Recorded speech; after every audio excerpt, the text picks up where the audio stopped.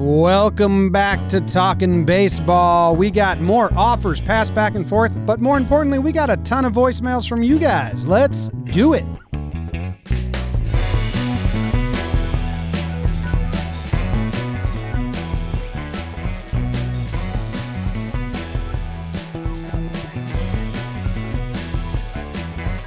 What's going on, everybody? Welcome back to Talkin' Baseball. My name is Jimmy. I got Jake sitting right next to me. Trevor Plouffe on the big screen. He's coming to us from California. And BBD in the corner. It is June 18th as we record this, 4:20 on a Thursday. On the 30th Thursday of the year, officially. And there's a lot of voicemails to get to, but there's also some stuff we got to talk about first. Jake, are you excited to do more labor talk? It's all I like. I'm becoming a labor expert. I think I can officially add that to the resume. And yeah, man, Jim, you know I like to give myself a lot of credit or a good fake pat on the back.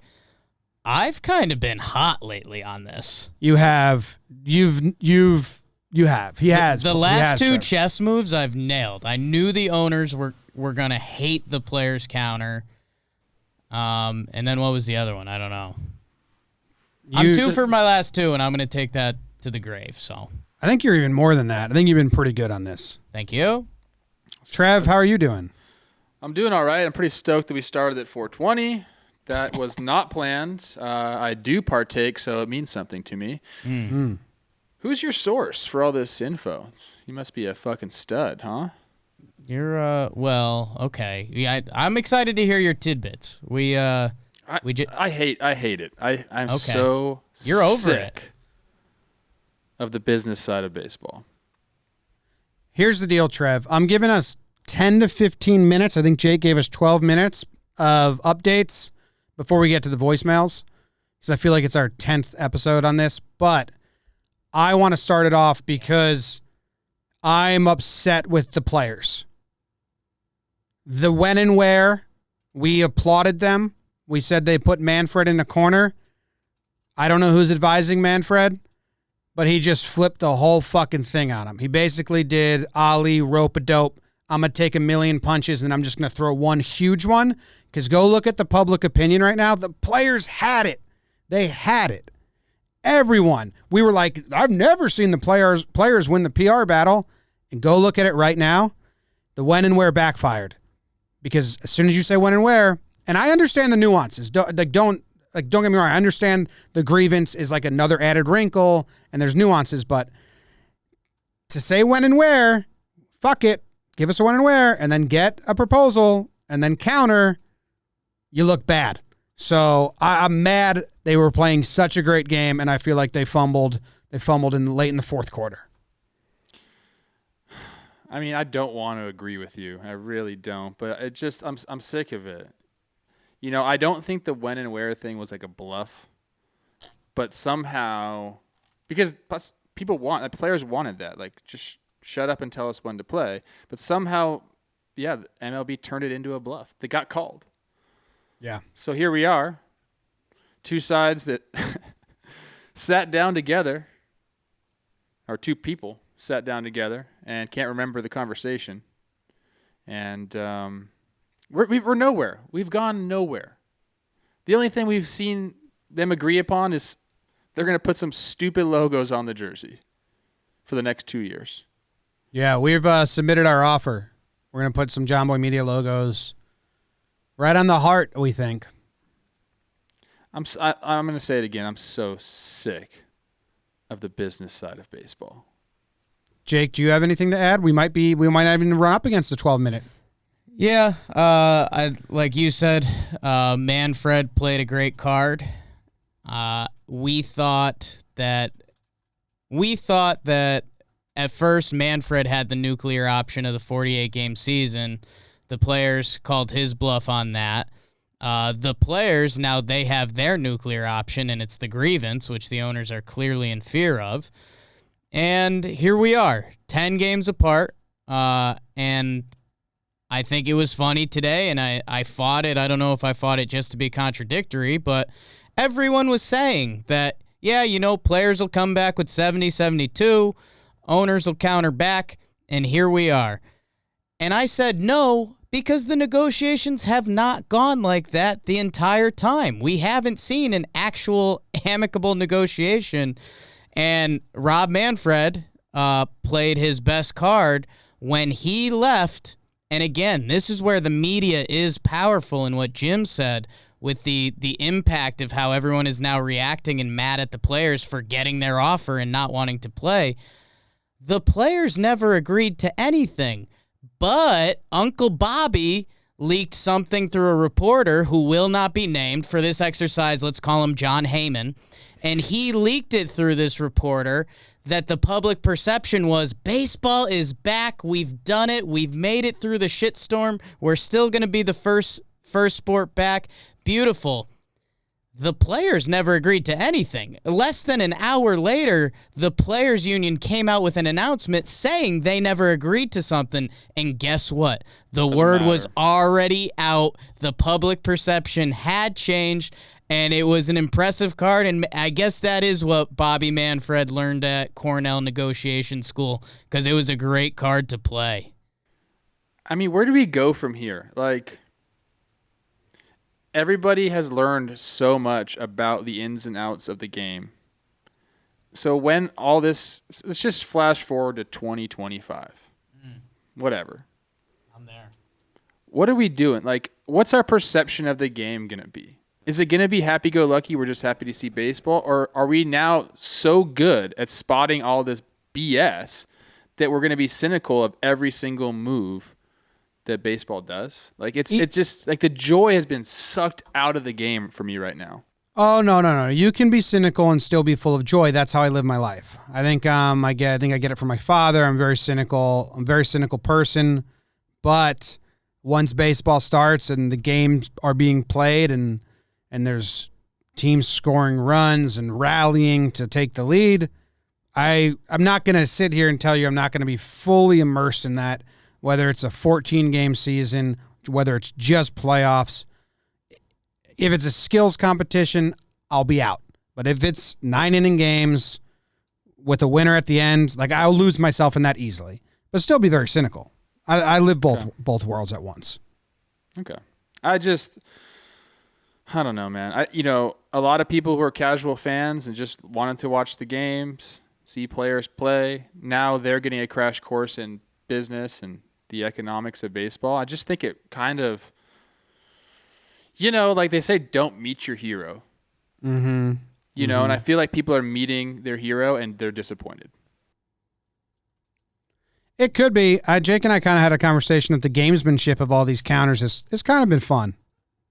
I mean, everyone's talking about it. Baseball's been fucking hot since, like, October. As soon as the World Series ended, like, baseball has not left the news cycle.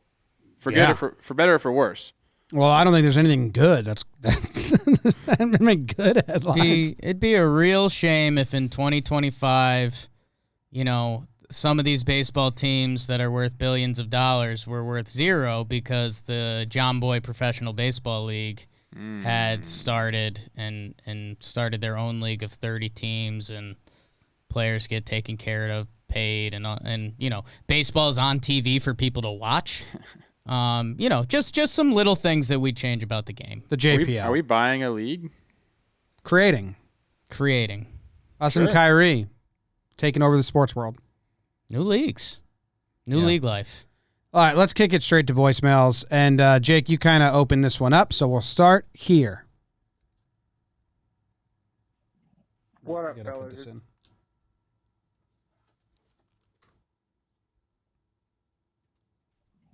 What up, fellas? It's Bubak. Oh, gosh. I know I tweeted it out, but I just want to make this known to the world.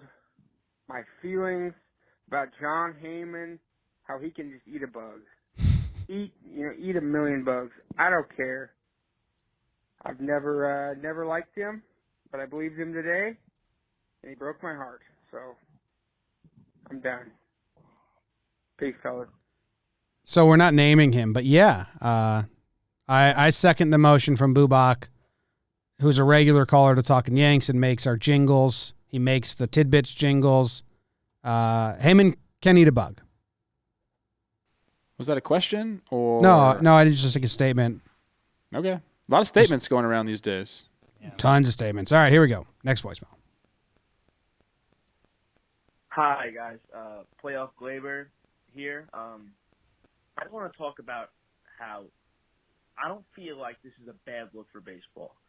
I feel like this is actually a pretty good look for baseball because the players are very pro playing. It's not like basketball, how Kyrie Irving is coming out. Like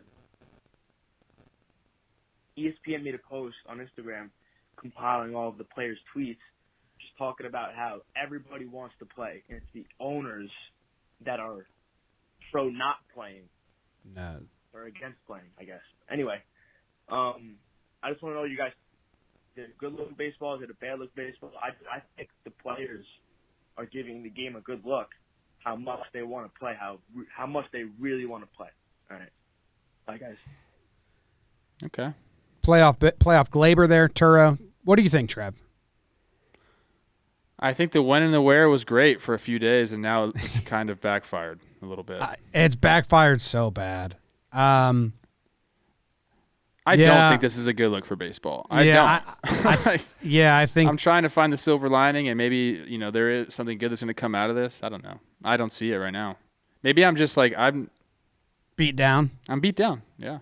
I think the player side has shown that they know playing baseball is good for baseball, and the other side still kind of hasn't shown that.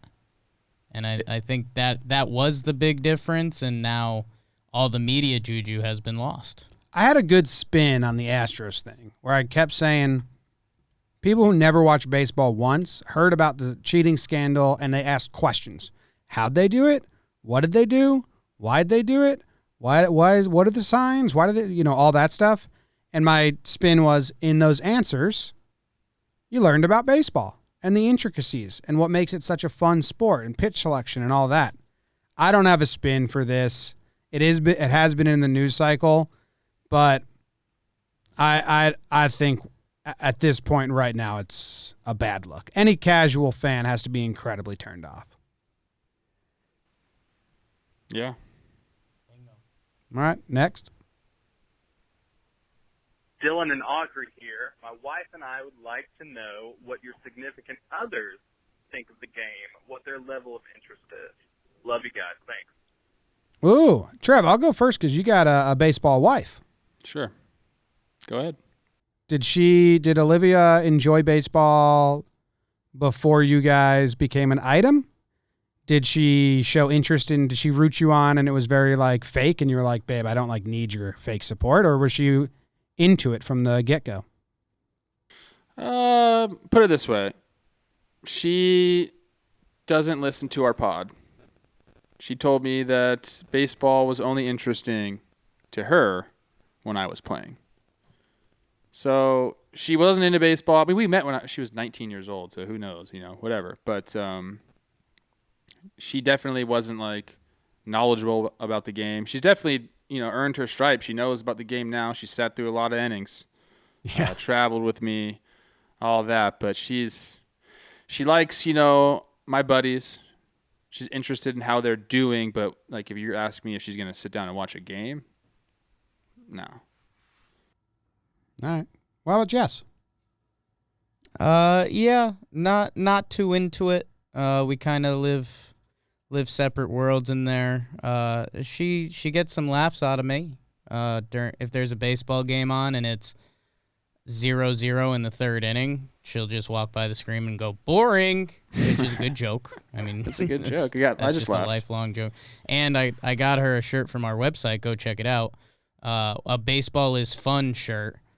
And sometimes she pretends to scream that this shirt is a lie in public. So she takes some jabs at baseball. Not super sporty. Debate club. Likes to work. So sometimes opposites attract. All right. Yeah, Katie definitely didn't watch baseball before. She claimed to be a Red Sox fan because she went to Boston once and she had a Red Sox hat, and I was quickly like, "Well, that doesn't count." Deal breaker. Right away, like, does not even count. Like, I'm not even gonna get upset about this because it doesn't even count. You just have the hat. We switched it for a Yankee hat. Katie will surprise me. She can name like the whole roster, and some people might think, "Well, obviously she's dating you," but I watched the game in my own room at a desk. You know what I mean? Like, I don't think we've watched many games together, so I was shocked how much she knew. I think she enjoys watching very surface level. You guys aren't dating anymore, just so you know. Yeah. We're You're engaged. engaged. We're engaged to date forever. I will say that Olivia would love to go to a baseball game. Like, that's what baseball really, really has going for it, is the fact that it's outside. You don't really have to, like, pay attention the whole time because there's a lot of downtime. So it's really like a social event during the summer where you can drink beers and hang out. A good day for She baseball. likes that. I have an update for you guys. So we just released our company-wide statement. Whoa, First statement in the nice. history of the company. Kevin Shockey retweeted it. I don't know who that is. Philly sports guy. Just people in the biz. Like, real people. It's kind of funny. Saw Martino give it some love. It's a good statement. It gets the point across. Go check it out on Twitter. All right, next voicemail. Where's the voicemails? Hey, Talking Baseball fam. This is Matthew from Charlotte, North Carolina. I know that all the uncertainty in the 2020 season is just a lot unfolding every minute, but how is this going to affect the CBA agreement in 2021 in layman's terms, and how is this realistically going to affect the future of baseball between players, owners, and the fans? Thank you all for all you do. Awesome show, and keep it up. Thank you very much. Nasty? Is that what he called himself? I think Matthew, but we'll call him Nasty Matthew. Nasty Tough Matthew. break. I'll go, Jim, because this funnels into one of my theories that I think I stumbled into. I mean, we're still going to get baseball at some point. I don't know if the Manfred 48 nuclear option comes back. I don't know if we do meet in the middle. I don't know if one of the sides caves closer to 60 or 70 at this point. Everything I've been told and informed about the Players Union is that they're tight enough that if the 48-game nuke is hit, they'll file a grievance, but they will still play those baseball games. Trevor, correct me if I'm wrong, but I believe we'll get baseball in some sort. And then just at the time when we're enjoying baseball and maybe the new playoff format is cool and we had a good time, we are going to be right back in the shit. And it's probably going to be ugly. Probably uglier than this. Yeah, these sides hate each other. It's going to be so ugly. I didn't listen to the question. I have to be honest. I'm not very good at these Fine. voicemail episodes. I was reading our company-wide statement, which was It's a good statement. pretty funny. It's good. What was the question? Give me like a little... What does this mean for the upcoming CBA negotiations? Means a lot. Yeah. It's not good for it. Hopefully, I think we're going to... I do... I'm okay with that because that means like... Will Rob give or us something to talk to Manfred or Tony Clark be involved? What? Will Clark and Manfred be involved in 2021 CBA? Don't put me on the spot like that. I don't know. Okay. Is there like a world where, like in the last 24 hours, they brought in like the universal DH stuff is here to stay and a couple other things? Like, does that help at all for moving forward? No, because I I mean, don't think not for the general I don't think health, anyone but- was divided on the DH. The players wanted it and the league wanted it. Like that's like there was actually not Stuff, true. too. It is true, Trev. Wow. Players, the reason it hasn't been implemented already is because players have been split on it. Pitchers like to hit. I think like I would say most players just don't really care, but there has been some pushback, and that's why that hasn't been implemented. Those players are buttheads. Well, I think, the general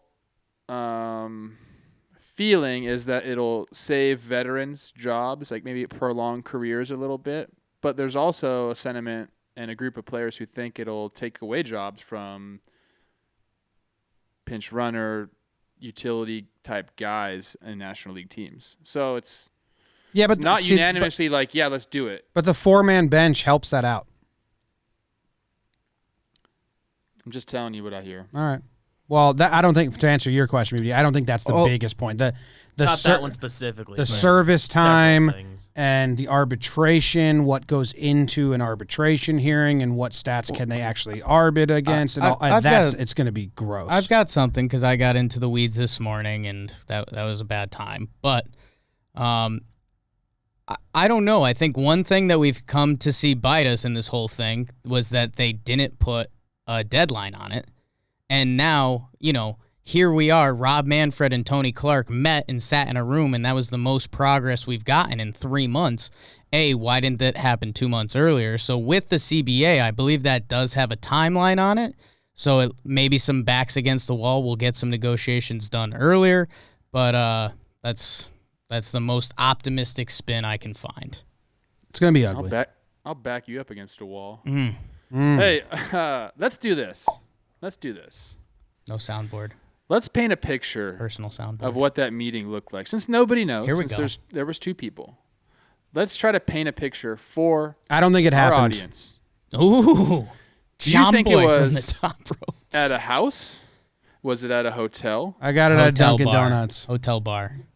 Were they sitting at a table 6 feet apart from each other? Were they masked? What was going on? I really, really would love to see. All I Was there know, water on the table? Were there refreshments? Trev, all I know is every sentence started with, my side really would like this. And my guys are telling me I can't leave this meeting until we get this. And my guys, because they're just puppets. And they're like, well, I'd have to ask my people about that one. Well, I don't know if, I got some guys in my ear that aren't going to like that. Tony Clark wore a massive suit.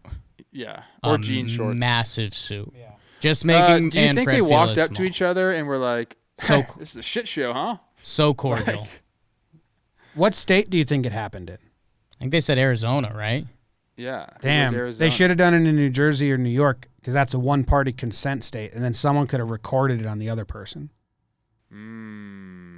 They probably look into that shit. There were snacks. There was refreshments. There were snacks, yeah.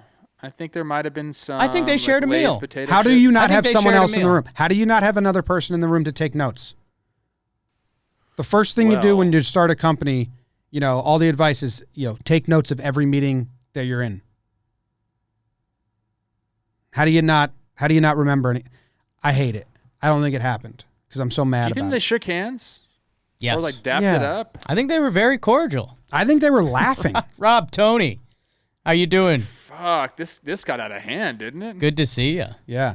Didn't think we'd be here, huh?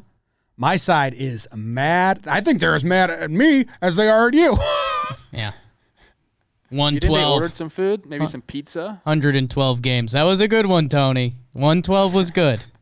It was 114. That was good. Do you think it was like 114. the old lawyers when they get together and they all huddle up at someone's house and they order Chinese food to eat it straight out the box? Do you think it was like that? Classic Few Good Men scene. No, I don't think that. That's I what need you to eat do more with Chinese food out of a box. I think there was subliminal, I think they ordered an app to share, and Tony Clark was like, I will take, you know what, I'm only going to take 45% of this app. Yeah. And you can, what? You gonna eat that last bite? No, you have it. There's no, seven. you have There's it. 7 dumplings. I'll take 3 of the dumplings, and you can have 4. What if they just played rock, paper, scissors? Fuck it. Whoever wins, let's just call it. Who do you think was the first But then they person to kept say both they both kept throwing rock and whatever. Don't care. someone dropped a line well, we both know what this is really about. At some point, that line was dropped. Ooh. Tony went serious first. Man. Yeah. Tony went serious first. Rob was trying to delay it as long Tony as possible. towers over Rob. So You know what, dude? You know what did Rob Tony have a should have done booster? right away? Tony should have dapped him up in some young hip way. Dude, and Manfred would have been straight laced handshake, and he would have been no. uncomfortable right away. Tony Clark 1,000% went both handshake to basically put Manfred's hand in a clamp of 2 massive burgers. Tony can handshake. He can dap it up. He's got all that because he's got to go through the clubhouses. Right. That is 100%. He's got that on lock. Yeah. And that's a great negotiating tactic to start a meeting off. You're so right, Jim. Yeah. Just go in there, bang it out. Rob's like, I am way too old and white for this. Yeah. Kissed him on top of the head. Yeah. Rob Manfred's also really embarrassed about his hands. He's got tiny little hands. I don't know if that's true, but They're always cold. Okay. Always clammy. Always cold. Allegedly. Yeah. Allegedly. Yeah, or maybe I'm talking about a different Rob Manfred. Speaking of. Who drove? Man, Like, why okay, do the also, owners hate baseball so goddamn much. I just want to sit back and watch the Reds. I can't believe it took a fucking pandemic worldwide for the Reds to not win the 2020 World Series. Fuck Robert Manfred. So that's on par. So he's, I think the Reds have a great chance in a short season. They're one of the teams. I have completely forgot about who's on what team. Luis Castillo. I cannot wait till Sonny Gray, Trevor Bauer. 48, 60, 65, 70, whatever it lands out, so we can start getting our takes ready so someone could be like, I think the Reds got it now. Reds, Pirates are battling I think it I'm on out. a big Mets kick. I think I'm in on the Mets. Baseball team? Yeah. Yeah, they got a rotation. Oh, and Thor's out. I flipped on the Nats, too. Shortened season, I love the Nats. Repeat. Mad Dog Russo, back in 5. Mud Dog. Are you guys cool? You guys beefing? I don't know, man. Trevor I don't really Plouffe! care. I just don't want him to say stupid shit on MLB Network. Like, you have a platform to promote the game, and all you do is shit on, like... I did Dave 35 times. Shit on Bryce Harper. Like, I could care less what it really is. has to say about me. It really is sad that there's people on MLB Network just crapping on the players. Yeah. It's going to be tough for old Mad Dog to get guys to come on his show after that little display. And, like, I don't know if he cares. He probably loves it. I mean, he's trying to – look, Trev, I don't know. When you come to winter meetings with us – career. I don't have no idea about that. But apparently he had a great career before all this. And he is like – he's just trying to stay relevant now. And he is pioneer of sports radio. Him and Francesa basically spearheaded sports radio as we know it. Like, didn't exist before them, kind of. I can't stand either of those guys. And I've only taken in a small amount of their content, but it was enough for me to be like, I will never watch anything that they do. I mean, it's kind of fading out. It's fading out, but I will tell you, back in the day, it was very, very good when they were younger and working together. But anyway. So was Jason Giambi. And I was good, too. And then Jake, like he said, I knew you knew it was time. Although we could still get you back in the league. I was going to say something and I forget. Oh, when you come to winter meetings with us, Trev, they put Mad Dog in like the middle of Radio Row, and he's usually like higher up, and he's just yelling at the players, and like the whole room is just. It's almost like there's guys yelling. There's almost like there's a disconnect between the MLB and thinking that Mad Dog Russo is still the face of what their media product should be. Huh. I promise this: if I'm at winners meetings, and Mad Dog is there, I will use the dap him up tactic, and I don't think he shakes hands. Something really cool, and he'll have no idea what hit him. Yeah, I'm gonna guess he's not a handshaker. Probably the clammiest hand you'll shake too, if you get to shake him. I got him as a clammy hand guy. Yeah, he's I mean. I don't know. I really don't want to talk about the guy because it's like I'm just going to say stuff that's mean, and I don't want to be mean. He's Trev, like an older guy. We're moving on. Next voicemail. Hey, guys. This is Sam from Madison, Wisconsin, and I'm not entirely sure what you guys want out of these messages, but here I go. Since I'm a Brewers fan, I wanted to know if you guys have a favorite Brewers player and or moment of all time. Okay. Keep up the great work. Take care, guys. Thanks. It's a great question, Sam. It's a great question, Sam. And I'll go first and say I don't have the greatest Brewers moment of all time. But if you want me to just think of the most recent one, it's the Grisham era because we just watched it. And I don't want to say that because it's mean. That is mean. Can I say something that I think gets overlooked in baseball history? CC Sabathia on the Brewers. Look that shit up. That's awesome. Yeah. That's awesome. That was a fun team to watch. You might never see an athlete put himself out there like that again. Well, not until the JPL starts. The JPL, yeah, that's true. I mean, we kind of saw it. Like Bumgarner did it too. Yeah, he did it in 2012. Yeah, but I mean, that was like for his team, if that makes sense. Like CC was clear; he was a rental before his big free agent payday and went out there and threw every 3 days. And hit a home run in the way. In the It's a moment. monster. I will tell Yelich Sam. is pretty cool. Yelich is cool. Yeah, Yeli's awesome. Moose is a friend. Moose.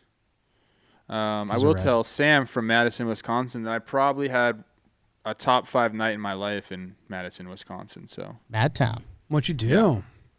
that it's not really for the air. Okay. We could talk after. All right. Give us one hint. Give us one teaser. Big, had a lot of fun. Okay. All right. That's a good teaser. Useless. A lot of fun. Mixed results on the hint. All right. Next voicemail. Okay. Hello. It's Ryan from Florida. Quick question. Moving forward, kids playing high school baseball, Little League, and all this stuff. Minor leaguers getting cut, released because of this pandemic. How do you think, or what do you think about going forward if there's going to be no motivation for high school players to try to squeeze into D1 schools, or they're going to fall to other sports like basketball, football? I mean, it's common. And yeah, love the podcast and looking forward to an answer. Thanks, Ryan. I'm a little confused. The draft's going back to normal, right? Like, is his I question think it depends on the CBA. But what was his question? I don't know what his question was either. But I want to answer it, Go but I don't for know it. what the question See was. what you answer. I don't think the Corona season changes. Like, if you're a freshman in high school, you're still like, your life wasn't changed, I don't think, in your journey to play baseball. I should probably let the professional baseball player speak on it, but I think the question was about like long-term health. Like, there's kids who are 9 years old now who now didn't play baseball, don't want to go back next year. There's also stuff with like the colleges now have more players returning than usual, so there's less playing time for young guys getting squeezed out. There's stuff there. I don't remember the exact verbiage. There is, yeah. There's the college thing is an interesting case study because there's 11.7 scholarships per D1 team, which doesn't make any sense at all because you got at least 25 guys on that baseball team. And so now a lot of these guys who would have been drafted are like, nah, I'm not going to take that 20 grand. I'm going to go back. And now the schools are like, well, we thought you were not going to be here. We gave away your scholarship for this upcoming season. They're going to have to do something with that. I don't know, man. Yeah, I think bigger this picture. whole thing's not good for the game. It's not good for the game.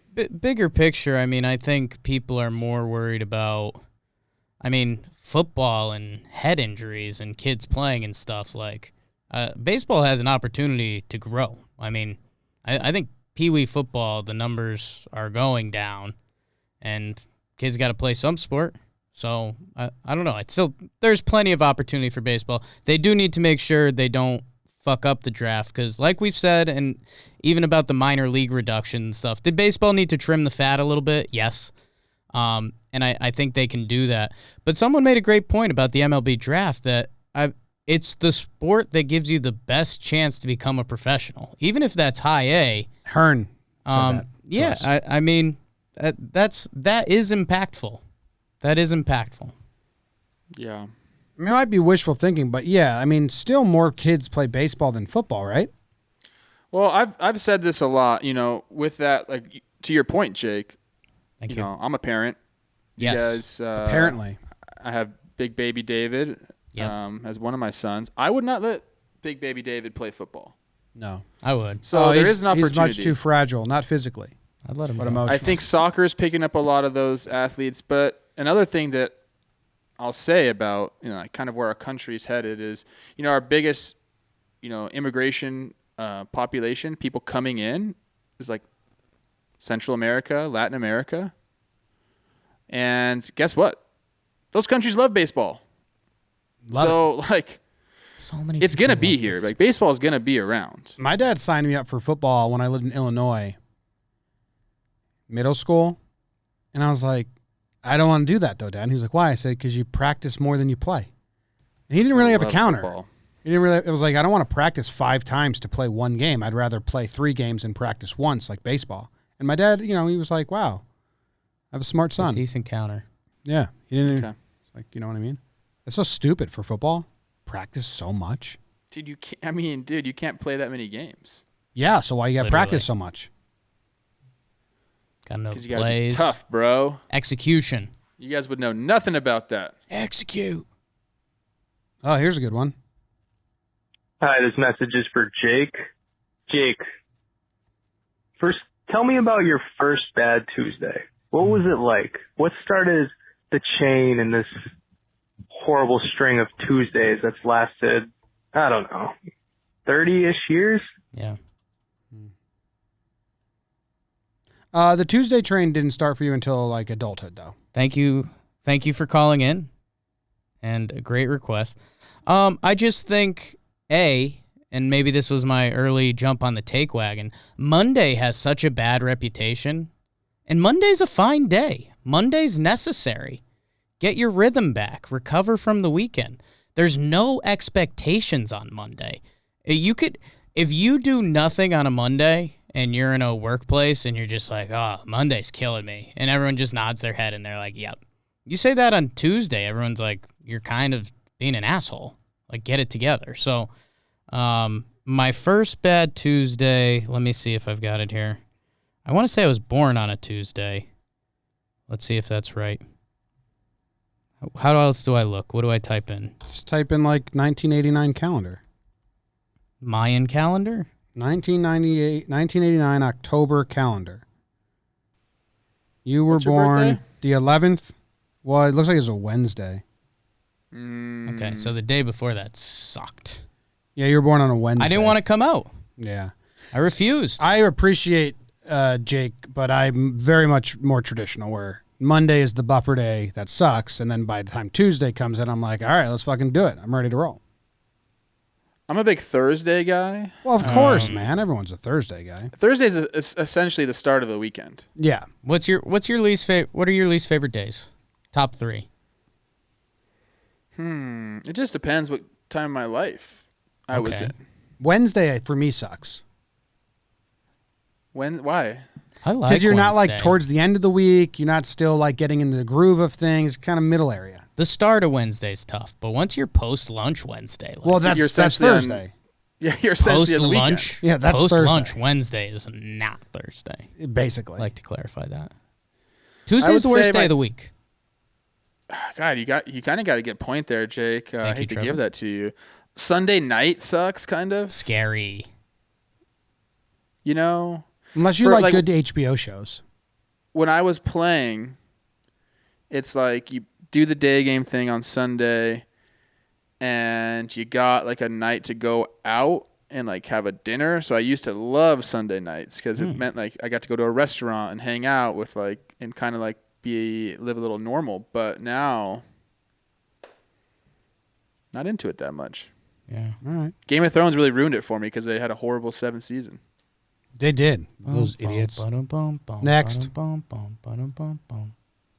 that kind of got me going. I just have a question. My name's Aaron. Even if the season starts and there's an extended playoffs, it's notorious for the playoffs to be really, really cold and very uncomfortable to play in. So if it's extended, it's going to get way too cold. I mean, maybe not even able to play baseball. So what's going to happen in that situation? Are they going to play like in some miracle that the Twins get in, for example? It's going to be really cold. Are they going to go to Arizona? How's it going to work out? Have a good day. I think the easy answer is that they're starting the playoffs earlier. Season's going to end on the 27th instead of like the 2nd. That's an extra week to do the first couple rounds. They've also said maybe like less off they days. could move it to a neutral site if need be due to Corona, which would also make sense to go somewhere that's domed at that point. Yeah, But- it's still a bummer. I mean, it's not that cold, dude. Like, baseball gets played in the cold all the time. April's freezing. It's true. Go play baseball in Minnesota in April. It's freezing. Chicago, freezing. Would you ever wear a mask? Like a ski mask? No. I didn't want anyone to think like I was like hurting out there. Yeah. Just Remember when Jake Arrieta pitched in the freezing cold with like no undershirt, and everyone was like, "Dude, you don't need to do that." He's crazy. He's like legitimately crazy though, but in a good way, like the best way possible. What's your weather scale for playing baseball? Like 100 degrees or 40 degrees? I have to pick 100 or 40 degrees. Yeah.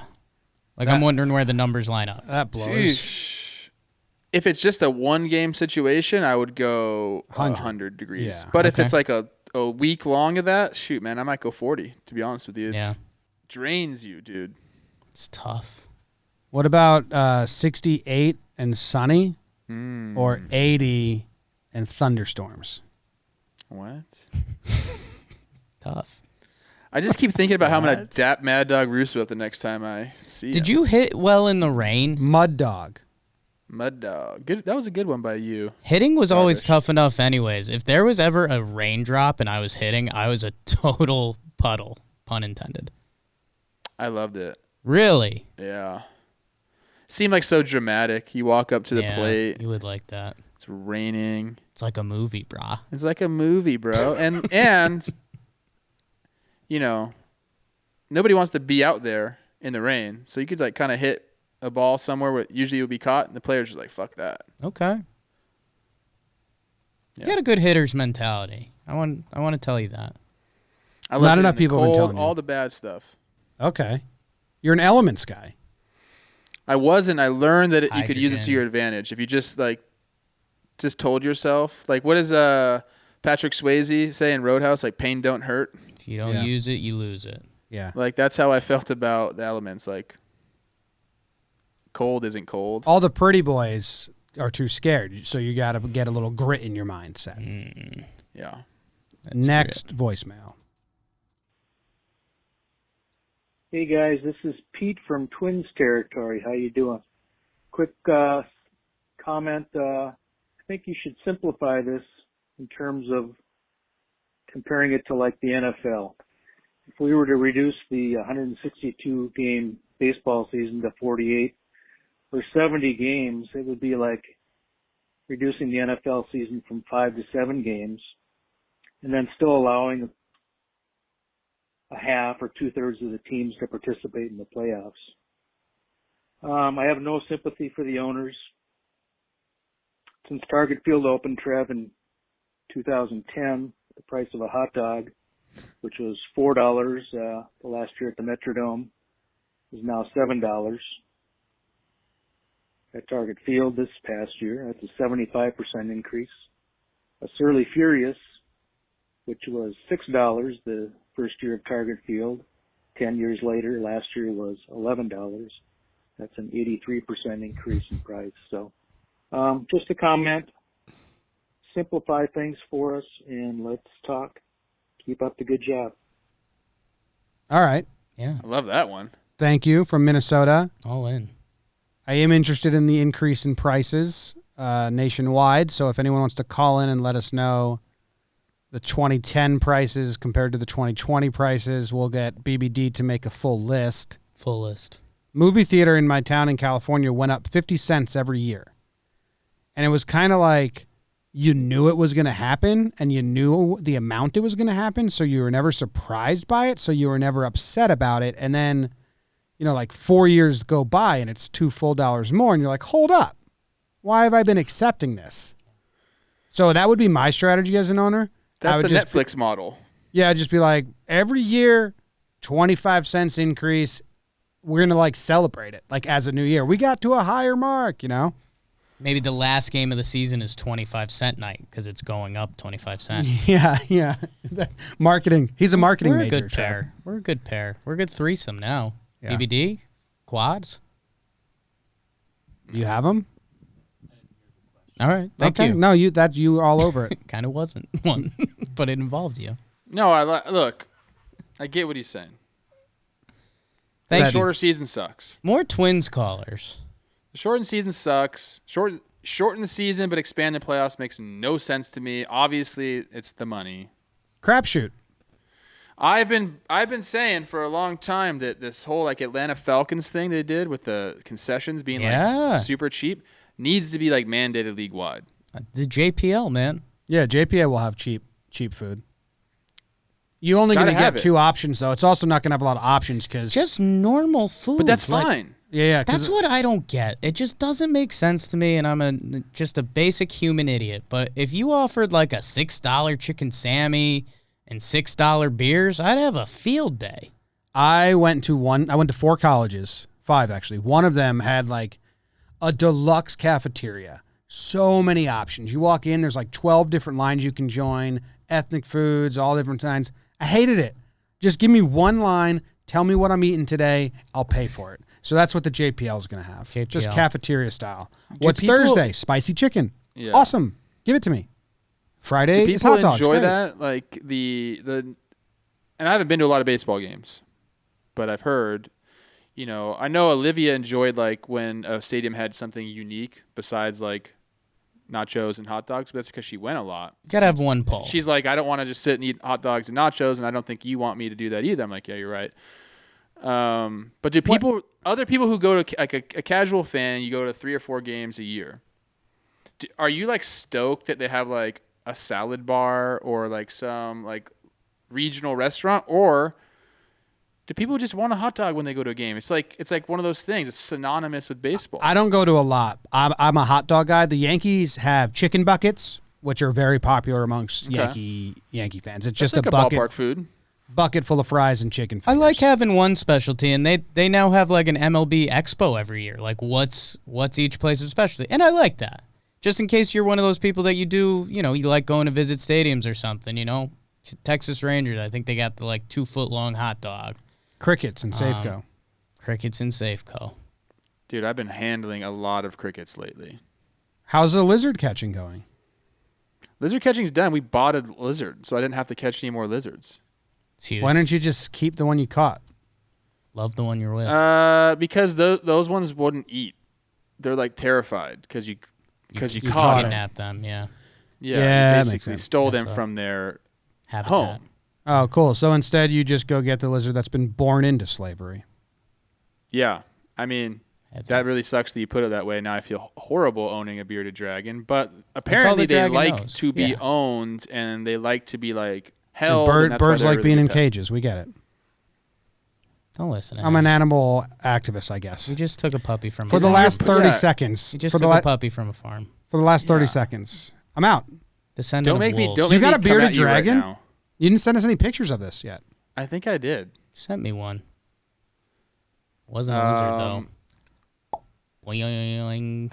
I'm not going to expose you right now on Talking Baseball, Jim. You called me out. I'm not going to call you out. I'm taking the high road. Oh. Okay. appreciate it.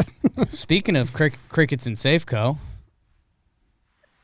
Hey guys, my name's Garrett. I was just wanting to know, I know you guys don't talk much about Mariner baseball. I was wondering if you guys think that their farm system is actually going to be able to come up, and if you guys think maybe Evan White is worth the contract that he signed this past year, going straight from AA up to the major league level. I know it's kind of hard to predict without knowing what's going on this season, but I'm hoping he does. Also, what the hell's going on with the players? What's going on with baseball? Just come on now. One story, one Great minute. question. Next story, the next minute. You guys nailed it with your presentation. Great job. Love the podcast. Keep doing your guys' thing. So, Jake, you're our minor league expert with the Mariners? yeah. So Evan White got one of those our guy Scott Kingery type deals. He got a MLB contract before he's played a game. He's supposed to be a solid first baseman. And hey, we've given guys like Yelly and a couple other guys credit for signing their contract before everything's gone down, because who knows what contracts are going to look like. So credit to Evan White for getting the contract before he's played a down of NFL football. What was it?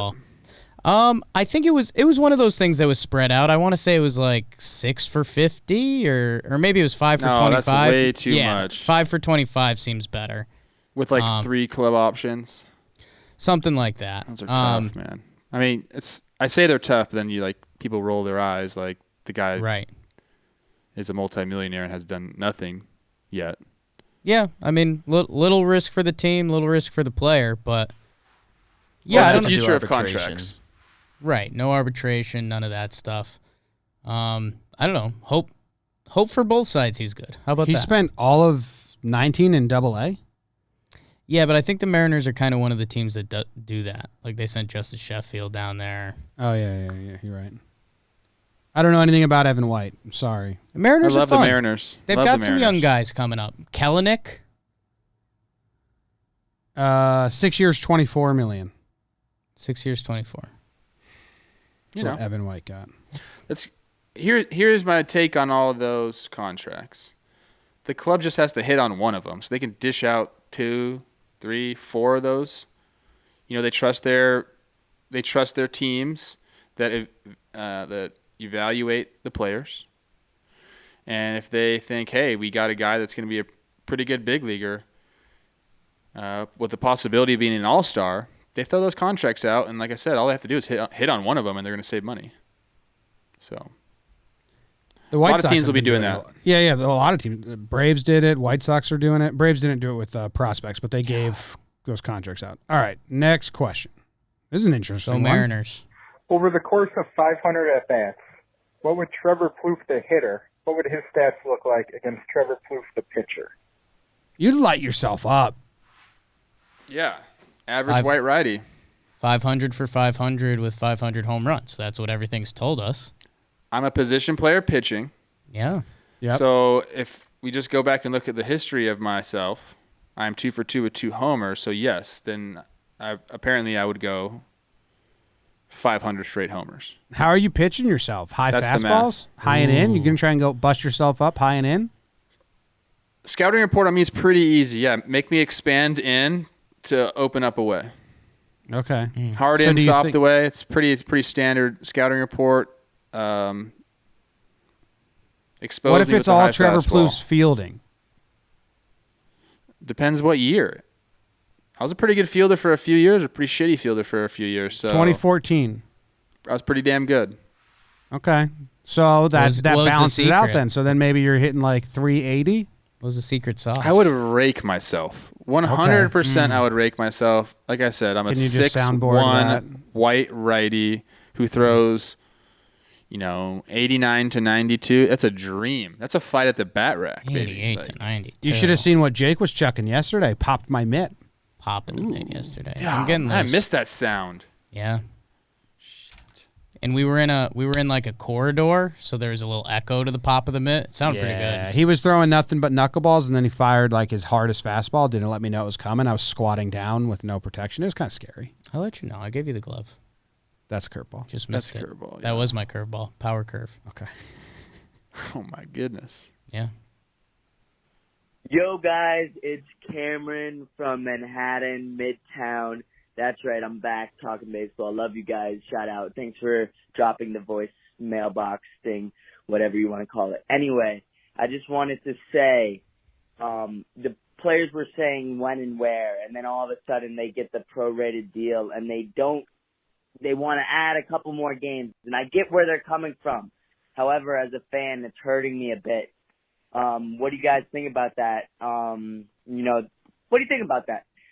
About them wanting to add a few more games. I want more games, of course, but I think if the owners won't budge on this, why are we even trying that? I don't know. I could be wrong. Thanks, guys. Bye. I already voiced my answer on that. The players were doing so well, and they just kind of like lost everything that they had going for them, I think, in the public. Not everything, but go look at Twitter and stuff right now, and it's a lot of, I thought you said when and where. And I think it's a very fair critique. I'm looking now. There's some Manfred quotes out there. Do you want to go over them? Sure. Not really. Are they just basic statements? This is pretty good. It's kind of funny. I like... John Heyman writes, Commissioner Rob Manfred's take on the meeting with Union Chief Tony Clark and Clark's assertion that Manfred only offered a proposal.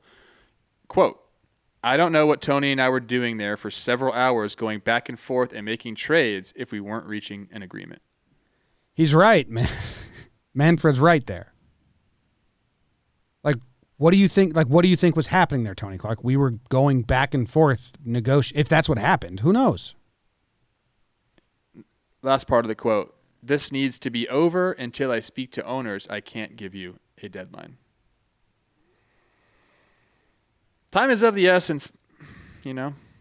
Is this how this ends? Are we going to get a deadline for Wednesday next week, and we're going to hear both sides aren't going to budge, and then we're finally going to get 64-66? I don't know, man. I think that's what Manfred's hinting toward there. A firm deadline sounds like they're going to lay a line in the sand, which is fine. I want that at this point. Manfred played such a crazy good hand by having that meeting, and Tony Clark saying that he only offered a proposal and like they weren't like discussing things. Like they naturally had to be doing some give and take in the conversation. Right, but you know very clearly if an agreement is reached. Well, this is the thing. It's like, why not lock yourself in a damn room till it's over? And Manfred never said they reached an agreement. They just said, in principle. If we weren't reaching an agreement. So he is. Like, that's what Manfred, I don't love, this statement by Manfred is bad, IMO. He's saying, he's basically trying to do like a Fonzie, like, I don't know, we're two guys in a room talking about stuff, so we didn't reach an agreement? Like, well, I don't know. We weren't fucking in there.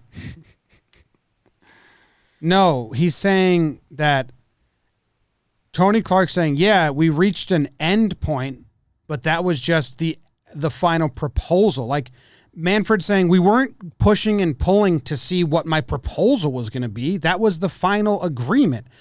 Tony Clark saying we spent hours going back and forth crafting this. Right, but it was just, why would Tony Clark sit there and help him craft a proposal?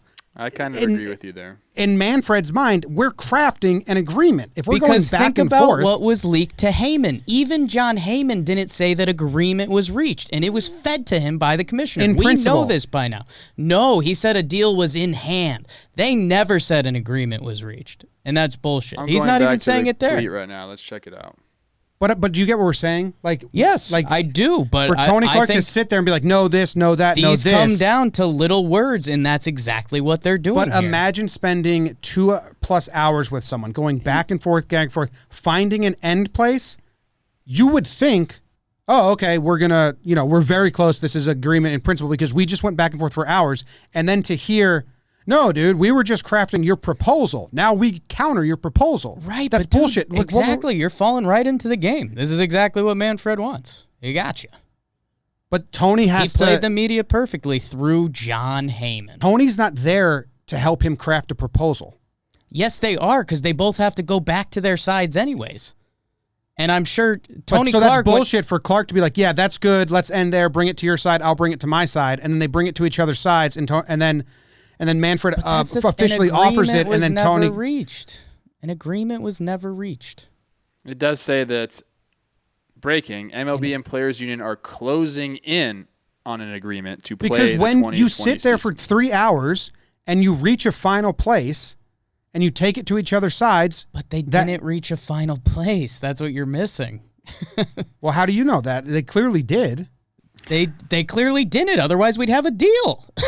I think that's why Clark's in the wrong here. And that's why I think you're getting fed this through Heyman, and for some reason you're taking the bait. I think Tony Clark said, yes, we have the framework. If Clark leaves I still need more games for my players. And Manfred says, okay, we've got a framework. He leaks that through Heyman. Everybody thinks it's real and done. And that's why the MLBPA has to come out an hour later and say, no, there was no deal. We agreed on a lot of stuff except the final games played, if Tony Clark is there, a huge detail. But if Tony Clark is there for 2 hours and they get to an end point and he knows that end point isn't something that his side is going to say yes to, then what the fuck were you doing, Tony? He laid a framework that he wanted to get 70 games for. That's stupid to me. Like, think about Tony Clark shouldn't have left there That's the whole point. Until he knew their sides would have accepted. It makes no sense to go have a meeting and just help the other side propose something you know you're going to say no to. It makes no sense. In an alternate reality, this meeting should have taken place months ago. Yes. Yeah, they should have met. The owners dragging their feet. That's what I got in the weeds with people this morning. They were like, People are caving to the owners because they're saying now time is of the essence. And it's like, why do you think that is? Yeah, exactly. They did this on purpose. I don't know, man. I just think that if Tony Clark meets and they sit down, Tony, you better reach agreement in principle. Do all the negotiating at that table, as close as you can possibly get it. And I'm guessing Manfred thought that's what was happening because that had to be the goal. So for Manfred to think they're close, and he's like, goes to decide, hey, I think we're close because, this is where we left it. The only other way is... They were close. They've got everything except the games. Yeah, if you're going to do that... The two pieces of information right now that have your opinion are leaked from Commissioner Rob Manfred. No. The fact that Tony Clark is saying, yes, I sat with Manfred. Tony Clark is telling me he sat with Manfred for hours and didn't reach an agreement. Well, that's your fault, Tony. That's a bad job by him. That's what I'm saying. Don't go sit down with the dude and not reach an agreement because now you're the one stalling it. Because they didn't give them the games he wanted. But Tony should have countered right then and there. Just because Tony Clark at 70. stays at the meeting doesn't mean they get the game still. That's not how it works. But everything that we're doing right now should have been done in that conversation. He should have said 60, Tony should have said 70, and we should have reached an agreement in principle. Right, but Manfred wanted to do this whole turn the media on them thing. That's why he did this. But see, that's why he went to Cornell and did this. You kind of just have that in your head. Tony could have thought he was one-upping Manfred. Who knows what happened? Either way, it's ridiculous that an agreement wasn't reached. Well, what's happened in the past 24 hours? You guys are both ridiculous. You're sharing headphones. You should just Hey, that's so we can have you on here. We already did. Here's the next voicemail. What's up, guys? Jack here, coming in from Boston. Just want to ask the commissioner himself, Trevor Plouffe, if he could be a part of any one-team season, what team and what year would it be? I'm thinking 04 Red Sox, obviously, but this is up to you guys now. I love the show. Keep it up. You guys make Quarantine Survivor Bowl. Thanks. That's a very nice thing to say. Huh. 2015 Royals, huh? It's a good question. Part of me wants to say 88 Dodgers. But then I'm like, I'd rather it be more recent than that. I feel like baseball's gotten a lot cooler and you get to do a lot more stuff, and so I got to think about that one. But we'll come back to that. Let me put some thought into it because off the top of my head, I say the Dodgers in 88, but I want to do something different than that. Yanks in 98. Dude, the Yankees would be fun, not going to lie, I mean, New York City, 98, no internet. You can get away with whatever you want at bars and clubs, and no one's going to film you. Plus, greatest season ever played by a team. And the media wasn't even all over them because the home run race was not even covering them, so they could really do whatever they wanted anywhere. Probably Being a fun in New York team. would be awesome to win a World Series. There's no doubt about that. So that's a good one. 86 Mets. Oh. That's a party. That's a party. That's a party. Yeah, I don't think I would survive that one. Hey, guys, I do have a fact, though. Okay. Our boy DJ, you brought up the 98 Yanks. Mm-hmm. I segued into this. My bad. Thank you. DJ. Mm-hmm. Do you know how many career Grand Slams he had over his 1,000-year career? Yeah, one. Want to know why, Trev? Because do you want me to tell you his stats with the bases loaded? Here we go. Because he didn't care about the glory, man. He just wanted to score some runs for his team. I don't want you to tell me his stats. Basically, I will. All I want, you forced my hand. Here we are. What I want everyone to know is, and Mad Dog Russo, check this out, bro. I got 2 Grand Slams in my career. Don't make me compare your. Don't make me That's compare debatable. your. I don't know. I just don't know. You've done it now. Ooh, page didn't load. How's that? Trevor blocked it. Baseball Reference is going through changes. Yes, but Trev, that was like a big storyline in Yankeesville. Every time Jeter stepped up to the plate with the bases loaded, it was dropped. Never hit a grand slam in his career. So when he finally hit one, it was like almost a meme. Like Todd Frazier played for the Toms River Little League. Like that was Jeter with the bases loaded. He's never hit a grand slam. You got him hot. Maybe he just wasn't up for those big moments. Oh, I'll kick your butt. Oh, man. Well, Baseball Reference isn't working, but I know his numbers are good. I'm sure they're better than mine. He's a Hall of Fame shortstop. best hitter of all time at the shortstop position. You've made that very clear to me. I was, according to Mad Dog Russo, a scrub who hit 220. I need to shut up. Next voicemail. Hi. I was just wondering, if you have a 90-degree, 90-degree, 45-degree, 45-degree triangle, and the hypotenuse is 9, what is the length of the bottom side given cosine of 45 is 2 divided by radical 2? So again, it's a 90, 45, 45 triangle. Thank you. All right, it's easy. We'll all answer on 3. 1, 2, 3. I saw 84. 6. Yeah. It was Got 6. Okay. 6. Final answer. All right. That's the end of the voicemails. I did do the math on that earlier, I believe, and I can't hear the voicemails behind the curtain. Yeah. I believe the answer I landed on was 6.36. I had to Google how does cosine work today. So Trev was right. Okay. I Give did it to me and Trev. Trev said 6. I said isosceles. I did a quick little math in my Type head, of and I got to triangle. 6. But You guys are both really smart. Thank you. That's the end of the episode, guys. We'll see what happens tomorrow with more counters and More co-counters. Derek Jeter with the bases loaded stats. Yeah. Baseball Reference, fix your site. It's like stat am I head better now. than Derek Jeter? In one category, yes. Yes. What's that? Grand Slams? Career Grand Slams. You crush him. You kick his ass. Double him. I doubled up on him. Yeah. All right. Cool. I think we're good. It's hot as fuck in this room. Yeah. We're out.